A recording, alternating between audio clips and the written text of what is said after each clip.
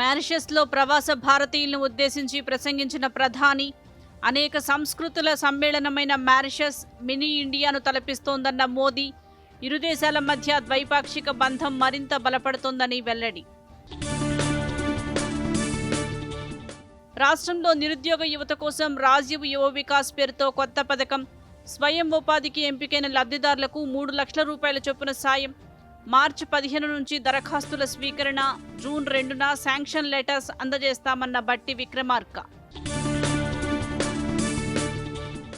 రేపటి నుంచి అసెంబ్లీ సమావేశాలు. గవర్నర్ ప్రసంగంతో ప్రారంభం. 2025-26 వార్షిక బడ్జెట్ను ప్రవేశపెట్టనున్న రాష్ట్ర ప్రభుత్వం. ఎస్సీ వర్గీకరణ, కులగణన, బీసీ రిజర్వేషన్లపైన చర్చించే అవకాశం. కేసీఆర్ అధ్యక్షతన బీఆర్ఎస్ ఎల్పీ సమావేశం. అసెంబ్లీలో అనుసరించాల్సిన వ్యూహాలపై పార్టీ నేతలకు దిశానిర్దేశం. కేంద్ర మంత్రి రామ్మోహన్ నాయుడుతో కోమటిరెడ్డి భేటీ. మామునూరు ఎయిర్పోర్టుకు భూములు ఇచ్చేందుకు రైతులు సిద్ధంగా ఉన్నారని వెల్లడి. 15 రోజుల్లో భూ సేకరణ పూర్తవుతుందని స్పష్టీకరణ. గ్రూప్ 2 పరీక్షా ఫలితాలు విడుదల. 32వ ర్యాంకు వరకు పురుషులదే హవా.